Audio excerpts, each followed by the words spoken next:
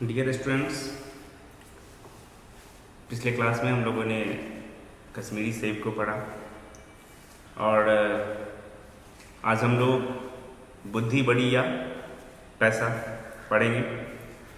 और जहाँ तक बच्चे से पूछा जाए कि बुद्धि बड़ी होते हैं या पैसा, तो मैक्सिमम बच्चे कहेंगे कि पैसे बड़े होते हैं, क्योंकि दुनिया में ये बच्चे देखते हैं कि पैसे से हर कुछ मिलता है और पैसे पे ही दुनिया चलती है। तो बच्चे कहेंगे कि पैसे बड़े होते हैं, लेकिन पैसे बड़े नहीं होते हैं, बुद्धि बड़े होते हैं। और पैसे से बुद्धि नहीं आती है, लेकिन बुद्धि से पैसे आते हैं। तो इसी पे एक आधारित आज कहानी है जिसको हम लोग पढ़ेंगे, और ये बुंदेलखंड की लोक कथा है। बुंदेलखंड एक जगह है, और जिस तरीके से लोक नृत्य लोकगीत होते हैं, तो उस तरीके से ये लोक कथा है, और इस पर एक हम लोग कहानी आज पढ़ेंगे। किसी देश में एक राजा रहा करता था। राजा राज करता था। वो बहुत संपन्न और अहंकारी था। संपन्न कहने का मतलब सारे सुख सुविधा से संपन्न, और अहंकारी कहने का मतलब घमंडी। वो राजा जो राज करता था वो सुखी संपन्न था और घमंडी भी था। और घमंडी किस बात पे था? क्योंकि उसके पास बहुत सारे पैसे थे। वो दिन भर पैसे के नशे में डूबा रहता था, पैसे के मद में डूबा रहता था। वो सोचता था कि दुनिया सब पैसे पे चलती है।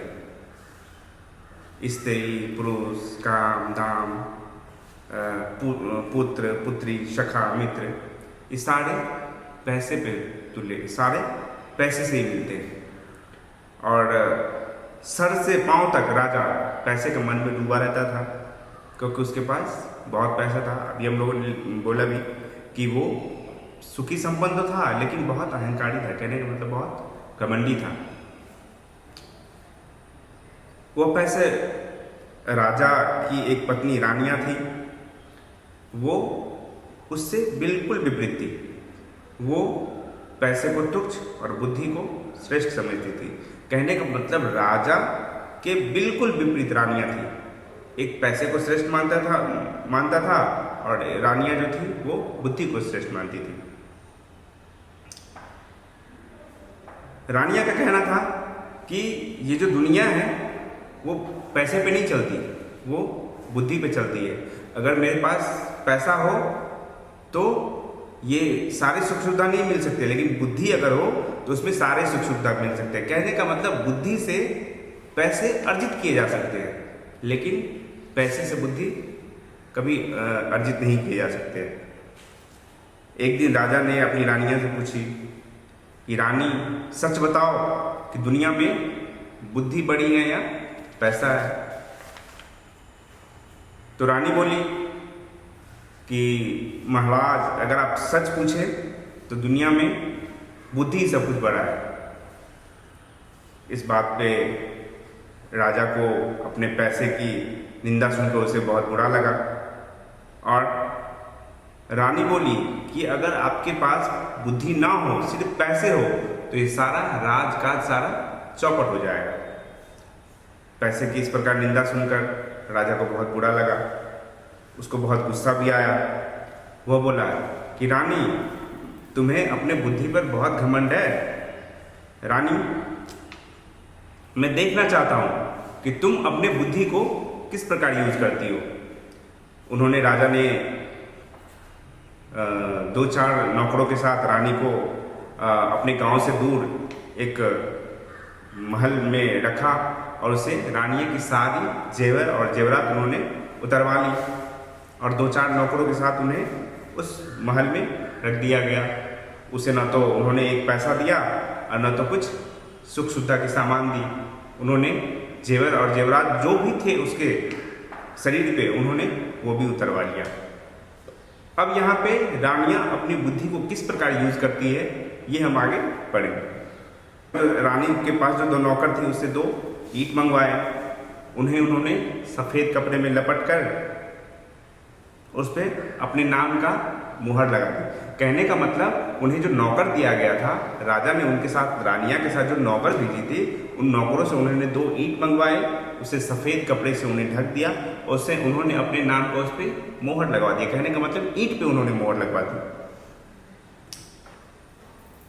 और फिर नौकर को बुलाकर कहा, तुम मेरी इस धरोहर को धन्नू सेठ के घर ले जाओ, कहना कि रानिया यह धरोहर भेजी है और 10,000 रुपये मंगाए। कहने का मतलब उन्होंने ईंट को जो उन्होंने कपड़े में बांध कर उन पर जो मुहर लगाई थी, उन नौकर को बोला कि इसे धन्नू सेठ के पास ले जाओ और उन्हें ये मेरा नाम बोल के उसे दे देना और उनसे 10,000 रुपया मांग लेना, और कुछ दिन के बाद मैं उसके पैसे सूद के साथ लौटा दूंगी। सूद कहने का मतलब कि एक ब्याज पे, जिस दर पे पैसा लिया जाता है, जितने दिन रखते हैं उस दर पे उसको एक्स्ट्रा पैसा जो उसका दर बनता है, जो सूद बनता है, जो उसका ब्याज बनता है, उस पैसे को उन्होंने लौटा दूंगी। नौकर सेठ के यहाँ पहुंचा। धरोहर पर रानी का नाम मोहर देखकर सेठ समझ गया इनमें कीमती जेवर होंगे। सेठ ये समझा ये तो रानी की, राजा की रानियां हैं, इनकी जेवर होंगे, और उन्होंने उसकी मोहर देखकर उन्होंने उस धरोहर को रखा और उन्हें 10,000 रुपये उन्होंने नौकर को दे दिया। रुपये लेकर नौकर ने रानी के पास पहुंचा। रानी ने उस पैसे का व्यापार शुरू किया। रानी स्वयं व्यापार का देख रेख करने लगी। थोड़े ही दिन में उसे इतना धन कमा लिया कि सेठ के उन्होंने रुपए चुकता कर दिए। कहने का मतलब उन्होंने जो सूद पे जो पैसे लिए थे धन्नू सेठ के पैसे, उन्होंने वो पैसे उन्हें वापस कर दिए। अपने व्यापार से इतना पैसा कमा लिए कि अपने पास भी अपने बचत के लिए पैसे रखकर उन्हें सूद के साथ धन्नू सेठ के पैसा लौटा दिए। उन्हें गरीबों, वो रानियाँ जो थी, गरीबों के लिए मुफ्त दवाखाना, पाठशाला, अनाथ आश्रय खुलवा दिए। चारों ओर रानी की जय जयकार होने लगी। शहर के बाहर रानी के मकान के आसपास बहुत सारे मकान भी बन गए और वहाँ अच्छी रौनक रहने लगी। जहाँ पे सिर्फ रानियाँ को रखा गया था, सिर्फ उसके आसपास पाठशाला, अनाथाश्रय, दवाखाना, वो रानियाँ के विवेक पे, रानियाँ के बुद्धि पे वहाँ पे बहुत सारे दुकान, पाठशाला खुल गए और वहाँ पे रौनक होने लगी। कहने का मतलब वहाँ पे रौनक, कहने का मतलब वहाँ पे घने बस्ती बस गया और वहाँ पे चहल पहल होने लगी। इधर रानी के चले जाने पर राजा अकेला रहने लगा। जब उन्होंने उन पे शर्त लगाई थी कि देखता हूँ, राजा ने जिस शर्त पे उस रानिया को उस बंगले में रखा था, उसके बाद रानियाँ तो चली गई और वहाँ पे सिर्फ राजा रह गए। राजा अकेले रह गए और जब राजा के पास वहाँ पे रानियाँ रहती थी तो वहाँ पे धूर्त लोगों की कभी दाल नहीं गलती थी। कहने का मतलब जो ठग लोग थे उसको ठगने में नहीं बन पड़ती थी और वो उसे ठग नहीं पाते थे। वो तो सोचती थी कि रानियाँ यहाँ तो बहुत ही बुद्धिमान है, यहाँ हमारी चाल तो चलेगी नहीं, हम जो इसको ठगेंगे ये तो ठगेगी नहीं, क्योंकि रानियाँ इसके साथ रहती हैं। और कुछ ही दिन के बाद जब राजा अकेला रहने लगा तो राजा वहाँ से देशाटन के लिए वहाँ से देश को चल निकले। कुछ ही दिनों के बाद उन्होंने वहाँ से अपने देशाटन कर, कहने का मतलब देश को भ्रमण जो करते हैं हम लोग, देश के लिए निकलते हैं तो उसे हम लोग देशाटन बोलते हैं। और उन्होंने देश को देशाटन करने के लिए वहाँ से चल निकले। ठग लोगों को पता चला और उन्होंने सोचा कि अगर अभी रानियाँ नहीं है, इस राजा को अभी ठगा जा सकता है। इस तरीके ने रास्ते में उसे ठग मिले। धूर्त, यहाँ धूर्त का मतलब ठग होता है। और उन्होंने पहले ठग ने राजा के पास आए और राजा से बोले कि राजा साहब, महाराज, मैंने आपके पास जो अपनी आँख गिरवी रखी थी वो मुझे आँख लौटा दे। राजा को बड़ा आश्चर्य हुआ, मैंने इसकी आँख तो गिरवी रखी नहीं। उन्होंने बोला कि नहीं नहीं, तुम जाकर मंत्री से पूछो।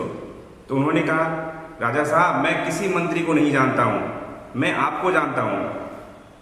राजा बहुत आश्चर्य में पड़ गए और सोचे कि अगर मैं इसका अगर यहाँ पे आँख गिरवी ना दूँ, वापस ना लौटाऊँ तो यहाँ मेरी बदनामी होगी। और ठग भी इसी तरीके से उन्हें कह रहा था कि राजा साहब, अगर आप मेरी आँख को नहीं लौटाएंगे तो मैं सारे जगत में आपको बदनाम कर दूंगा। राजा को इस बात का डर था और उन्होंने वहाँ पे उसको 2-4 हज़ार रुपये दे करके वहाँ से चल निकले। थोड़े ही दूर आगे राजा निकले तो फिर उन्होंने एक ठग मिल गया, एक धूर्त उन्हें और मिल गया। पहले ठग ने जिस प्रकार राजा को ठगा, ठीक उसी प्रकार दूसरे ठग ने भी उसे मिला। और दूसरे ठग ने उसे राजा को बोला कि राजा साहब, मैंने आपके पास अपनी आँख कान गिरवी रखी थी, वो मुझे लौटा दे। फिर राजा को आश्चर्य हुआ, राजा के पास तो बुद्धि था नहीं। उन्होंने फिर यहाँ पे ठगे जाने के लिए आ गया। उन्होंने बोला कि अगर मैं भी इसे अगर कान ना लौटाऊं, अगर मैं इसको, तो मेरी बदनामी होगी। और उन्होंने फिर वहाँ पे 2-4 हज़ार रुपये देके चल निकले। धीरे धीरे इन्हीं तरीके से ठग मिलते गए और राजा जो भी पैसे लेकर के राज्य से निकले थे वो सारे पैसे खत्म हो गए। अब राजा के पास कुछ भी नहीं बचा, खाली हाथ उन्होंने घूमते घूमते उन्होंने राजकुमारी चौवाला के देश में पहुंचा। वो राजा जो थे वो राजकुमारी चौवाला के देश में पहुंचे। राजकुमारी चौवाला सिंह देश की राजकन्या थी, उसका प्रण था। कहने का मतलब वो राजा जिस गांव में, जिस देश में पहुंचे, वहां पे एक रानियां रहती थी, राजकुमारी रहती थी। और उस रानिया का एक प्रण था कि अगर जो मेरे साथ इस शतरंज में गेम जीत जाएगा, मैं उसे विवाह करूंगी। तो उन्होंने, राजा को जब ये पता चला कि वहाँ पे रानियां इस तरीके के शर्तें रखी हैं, तो राजा ने भी उसके साथ शतरंज खेलना चाहा। और उन्होंने सोचा कि मैं भी रानिया के साथ शतरंज खेलूं, हो सकता है मैं विजय हो जाऊं तो मैं उस रानिया के साथ विवाह कर लूँगा।